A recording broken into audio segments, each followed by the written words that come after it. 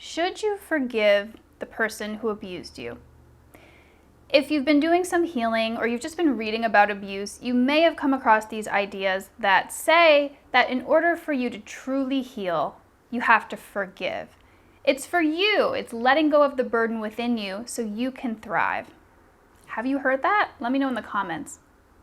So there's a lot of that out there. And while I somewhat agree, I also somewhat disagree. And that's what I'm going to go into today. I'm going to share with you my journey of healing from an abusive relationship. I'm going to talk to you about my experience with forgiveness. Have I actually forgiven my abuser? You might be surprised at what I have to say.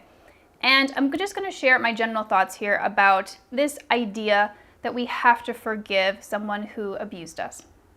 I actually don't think it's helpful to try to force yourself to forgive someone who deeply hurt you. Or maybe we don't have to say force, like maybe you're just naturally working towards forgiveness. I don't even think that needs to be the priority. It certainly wasn't the priority for me when I was healing. And sometimes when we're surrounded by this pressure to forgive, we can then put pressure on ourselves to forgive when we're actually not ready to forgive. And then it can become a way of bypassing your general emotions that you feel towards someone. And it can actually be harmful. It's really quite the opposite of self-love. And since self-love is really at the heart of a healing journey from an abusive relationship, this, trying to force yourself to forgive, or even having the goal be to forgive, is actually quite the opposite. Again, people say forgiveness is for you because it's ultimately about releasing the burden that you're carrying around from that relationship. But again, forced forgiveness or trying to forgive before you actually feel ready to is going to be harmful for you. And I was thinking, as I was making this video, I was thinking about my own situation, and I was going to tell you guys that forgiveness will naturally come as you go through your healing process. And then I thought, you know what? That's not actually how I feel about my abusive ex. I don't actually forgive him, and I'm going to share with you why here. I have gone through a significant amount of healing to the point where I don't really feel much emotional anything around my ex. And so some people could say, well, that's forgiveness, but I actually feel like that's not what's happening. It's something different. It's closer to peace. I don't actually forgive my abusive ex. And I realized that I would not use the word forgiveness in relation to him because I save that word forgiveness for the people who are still in my life, for the people who try their best not to hurt me, who, when they do hurt me by accident, not on purpose, they apologize and they do their best not to do that again. That's who I actually forgive. That's what feels like the true essence of forgiveness to me. I don't actually forgive my abusive ex. As far as I know, he's never tried not to hurt me. He hasn't apologized for his behavior, and so I don't put him in that category of forgiveness, actually. What I feel around that situation and around my ex is actually closer to peace. I rarely think about my ex except when I'm talking to you about my experiences and doing things like making these videos. I don't have much of an emotional charge around him. So really what I feel is closer to indifference and peace. And that's what's naturally come through the healing process for me. I wouldn't call it forgiveness. I know some people might. Some people might call that forgiveness. You're letting go of the emotional burden.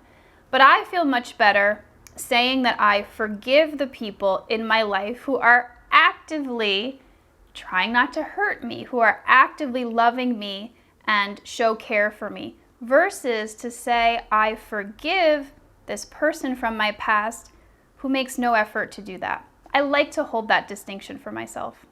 So that's what's naturally come through my healing. I didn't force it. I never actually was going into healing with the goal of I need to forgive this person.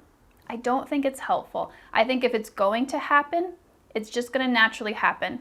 And I really did this through the subconscious work. This was a big part of how I got to this point of peace and indifference. And so if you need some support with that, click on the link in the description. I'm going to leave my website down there. You can check out my work. So I, again, personally don't think that we should strive for forgiveness. I think the ultimate end goal of healing from an abusive relationship is indifference and peace.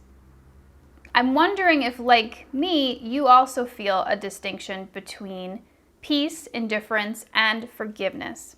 So what we can move towards is peace. And that is, again, the end goal that I see in a healing process.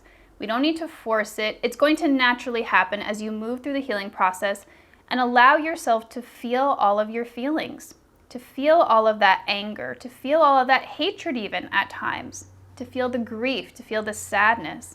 At the end of that process, that's when you can feel that I really let go of this person and I don't have any ill will towards them anymore. And at the same time, we don't have to forgive someone's behavior. We can still acknowledge that, yeah, all of that was messed up and I didn't deserve any of it. And here's the thing, even if you tried, even if your goal was, I want to forgive, this is my goal, you can't force it anyway.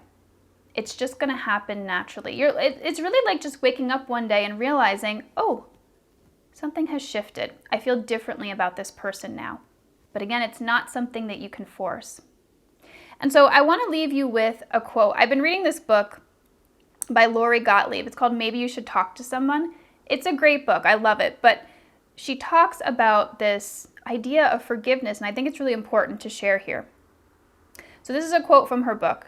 She says, there's a term we use in therapy, forced forgiveness. Sometimes people feel that in order to get past a trauma, they need to forgive whoever caused the damage.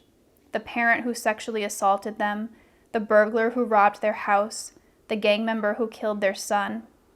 They're told by well-meaning people that until they can forgive, they'll hold on to the anger. Granted, for some, forgiveness can serve as a powerful release.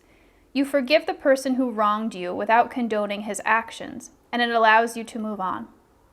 But too often people feel pressured to forgive and then end up believing that something's wrong with them if they can't quite get there, that they aren't enlightened enough or strong enough or compassionate enough. So what I say is this: you can have compassion without forgiving. There are many ways to move on, and pretending to feel a certain way isn't one of them. And I thought this was just brilliant. She nailed it exactly. There isn't one perfect, enlightened way to heal. And if you don't want to forgive, you don't have to. You can work through that anger in other ways. And again, you might get to the point where you're like me, where you're like, yeah, you know what? I don't even want to forgive. That doesn't feel right to me. But I have peace around the situation. So what can you do instead? Let's say you really do want to heal and you really want to move on from a past relationship, from an abusive relationship, but you don't necessarily want to focus on forgiveness. You just want to release the burden of the anger, the hatred, the resentment. Well, you can address those things. And again, this is some of the work I do with my clients. I do it in my X Detox program and my Living Free Finding Love program. We go in and we get to the root of those emotional energies, whatever you're feeling, anger, resentment, what else can there be? So many other things, fear, hatred, and we give you the chance to release them. And when you release the emotional energies, those energies can process through your body and move out of your body. And that's the healing process. It just makes it go a lot faster than if you were just trying to do it on your own. And so that's what you can focus on, allowing yourself to feel the feelings, working on your own self-love, loving yourself, allowing what you're feeling to be okay. And most importantly, if you don't want to forgive, you don't have to. Maybe one day, again like me, you will wake up and realize that you do feel some resolution around what happened. You do feel some peace. You do feel some compassion for the other person. That's okay too. And at the same time, you don't have to forgive what happened to you. You don't have to excuse it. None of it was okay. And those two realities can exist at the same time. You can have peace around something without condoning it. So to summarize all this up, forgiveness is not necessary for healing. Again, I wouldn't say that I forgive my abusive ex, but I do have peace around the situation. So, what are your thoughts here? Do you feel that pressure to forgive your ex? Have you forgiven them? Do you even want to? Let me know in the comments.